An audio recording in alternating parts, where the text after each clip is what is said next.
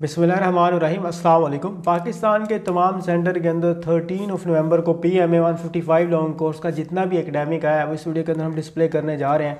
हमारे पास 201 वाला क्वेश्चन है कि when was the Sindh separated from the Mumbai. अभी मुंबई जिसको कहते हैं, तो सिंध को कब सेपरेट किया गया था। इसकी डेट है जी 1936। एक आपने ये याद रखना है, इसको क्यों सेपरेट किया गया था और किस एक्ट के तहत। वो तो एक्ट आपने याद रखना है, government of India act in 1935 के तहत जो ब्रिटिश है इन्होंने सेपरेट कर दिया था बम्बई से सिंध को, क्योंकि सिंध वालों ने ये डिमांड की थी कि हमारा जो एरिया है वो कल्चरल है लेकिन जो मुंबई है वो इंडस्ट्रियल एरिया है। तो उनकी डिमांड हमारी डिमांड से बिल्कुल सेपरेट है। दूसरा, हमारा जो बाकी कल्चर वगैरह है और उसके अलावा मुस्लिम मेजोरिटी है, तो हम अपना सेटअप करना चाहते हैं।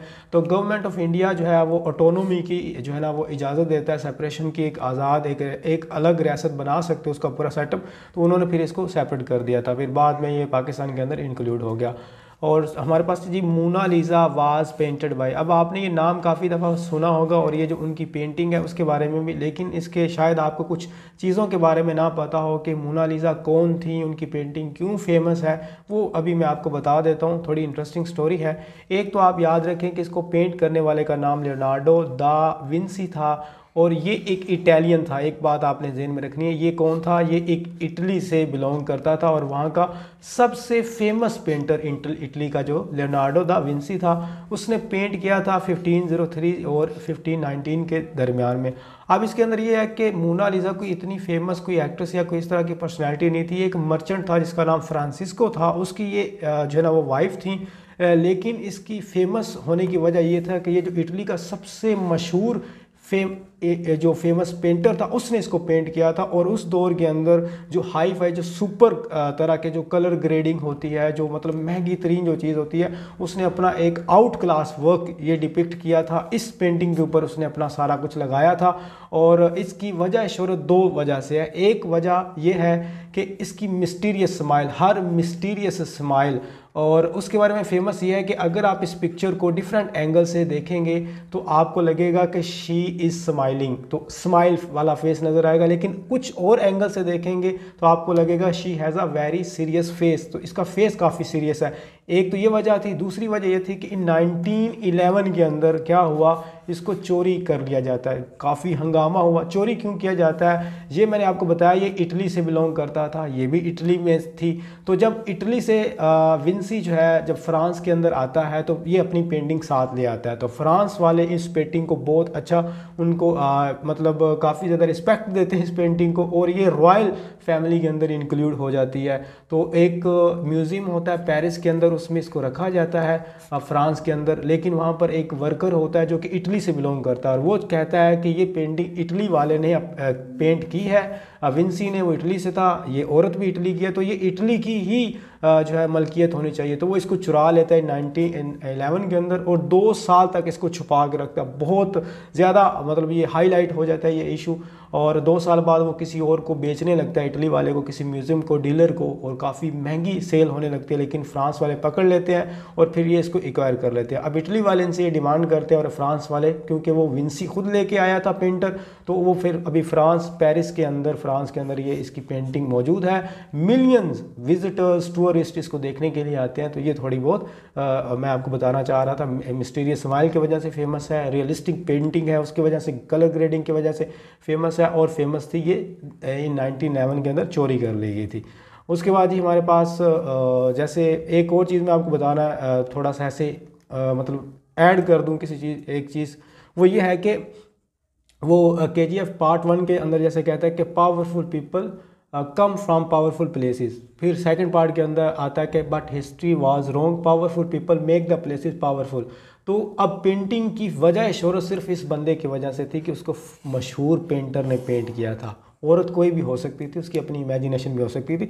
तो कुछ लोग ऐसे होते हैं कि उनका नाम, अपना नाम ही जब वो किसी के साथ लगाते हैं तो वो चीज़ भी सोना बन जाती है। तो बस ये खैर आगे अगर आपने PMA 155 लॉन्ग कोर्स की कंप्लीट प्रिपरेशन करनी है तो 100% कंफर्मेशन के साथ जो आपका एकेडमिक आ रहा है वो इन 2 फाइल में से आ रहा है। एक तो लेटेस्ट हमने PMA 155 की ऐड की है और उसमें जितने भी MCQs अभी तक आ चुके हैं 2 वीक्स के अंदर सारे के सारे उसमें ऐड हैं और तकरीबन 30 MCQs उस एक फ़ाइल में से रिपीट हो रहा है। तो तकरीबन 300 MCQs हैं, 300 में से आपके सारे MCQs आ जाएंगे। 105 वर्बल की फ़ाइल दी जाएगी, हमारी गारंटी है सारा वर्बल उसमें से आएगा। नॉन वर्बल की 25 वीडियोज़ दी जाएंगी, सारा आपका नॉन वर्बल उसमें से क्लियर हो जाएगा। 1 दिन या 2 दिन के अंदर आप मुकम्मल तैयारी कर सकते हैं और उसके बाद आपके 85+ मार्क्स आएंगे। 2200 टोटल फ़ी है। अगर आपने बाय करनी है, हमारे नंबर शो हो रहे हैं, इस पर कॉन्टैक्ट कर सकते हैं। फ्री व्हाट्सएप ग्रुप ज्वाइन करना है, उसका लिंक वीडियो के डिस्क्रिप्शन के अंदर अवेलेबल है, वो ज्वाइन कर सकते हैं। 18 मॉक टेस्ट आपको दिए जाएंगे फॉर द प्रैक्टिस और उसके अलावा जी आपको दिया जाएगा एक स्पेशल व्हाट्सएप ग्रुप जहां पर आप एक दूसरे के साथ कॉन्वर्सेशन कर सकते हैं।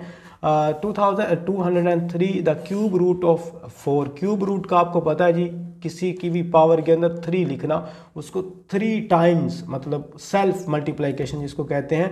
तो ये यहाँ पर तो रॉन्ग लिखा हुआ है। अगर आप 4 को 3 टाइम मल्टीप्लाई करेंगे 4 से ही तो हमारे पास कितना आ जाएगा, 64 आंसर आ जाएगा। बाकी ये क्यूब रूट जो है तकरीबन ज़्यादातर यहाँ पर ये यहाँ से ये 8 आ गया, 3 का जो है ना 27 आ गया और 4 का ये वाला हमारे पास 64 आ गया और 5 का हमारे पास 125 आ गया। ये होगा क्यूब, सॉरी ये मैंने गलत कर दिया, ये होता है क्यूब अकेले का, लेकिन यहाँ पर रूट लिखा हुआ है। तो रूट का क्या मतलब होता है कि इसका हम स्क्वायर रूट लेते हैं लेकिन क्यूब की फॉर्म में, मतलब क्यूब रूट होता है, स्क्वायर रूट नहीं हम कहते।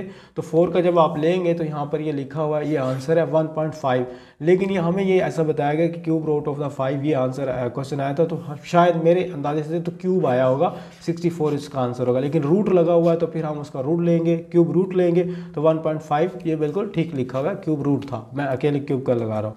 उसके बाद जी मोहम्मद सलाह football player of which country. तो मोहम्मद सलाह किस जो है ना किस कंट्री से हैं, इजिप्शियन, इजिप्ट मिस्र से जो है ना वो बिलोंग करते हैं।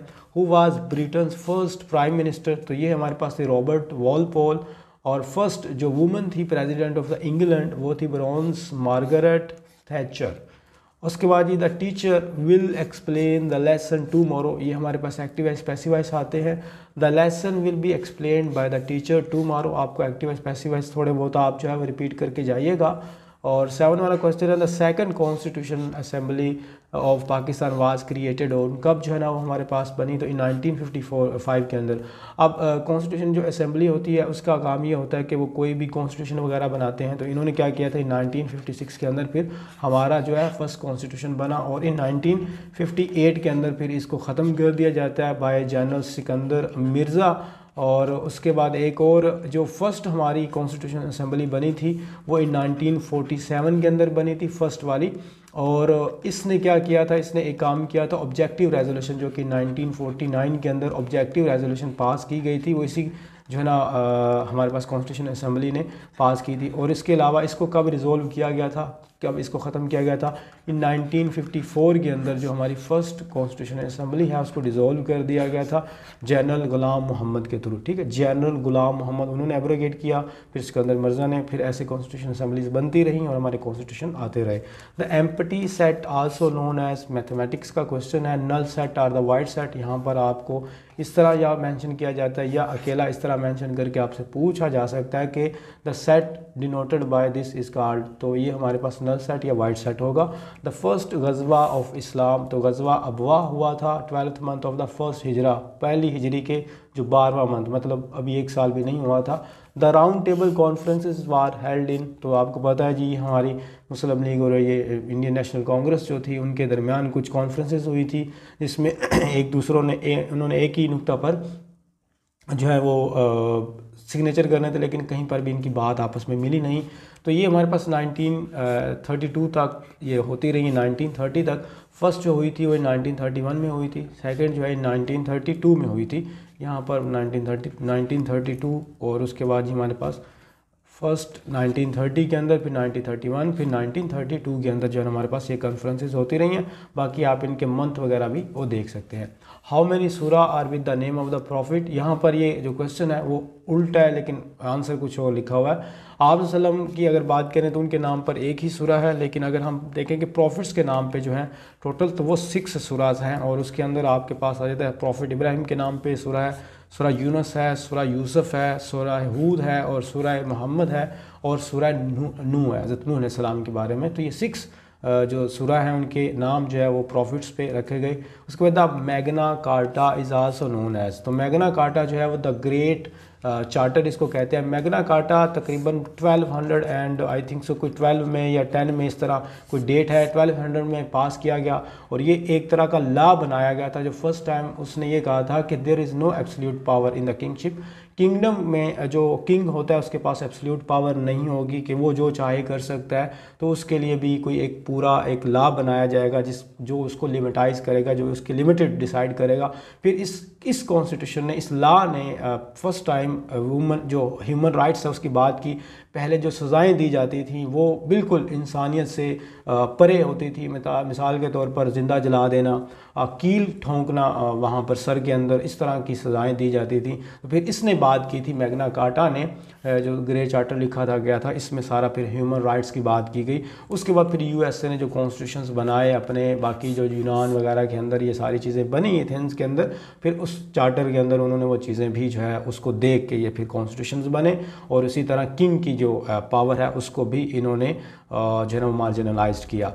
बोन्स इन ह्यूमन बॉडी तो वो हमारे पास 206 हैं, लेकिन जब एक न्यू बॉर्न बेबी होता है उसके अंदर 300 बोन्स होती हैं, बाद में फिर वो जॉइंट हो जाती हैं तो ये कम हो जाती है। Who design the national flag of the Pakistan, Syed अमीर बिन किदवाई। और पाकिस्तान जो नेशनल एंथम है वो हफीज़ जालंधरी, और जो उसकी कंपोजर्स हैं वो अहमद जी छागला। ये चीज़ें आपने याद रखनी है। In which constitution was the bicameral legislature introduce, सबसे पहले हमारा प्रेसिडेंशियल हुआ था, फिर 1973 के अंदर कॉन्स्टिट्यूशन बनता है जिसके अंदर जो पावर्स हैं वो डिस्ट्रीब्यूट की जाती है नेशनल असम्बली के थ्रू और सेनेट के थ्रू। अपर हाउस और लोअर हाउस होता है, पहले एक ही यूनिट होता था, अब हमारे और डिफरेंट यूनिट्स के अंदर इस पावर को डिस्ट्रीब्यूट किया गया।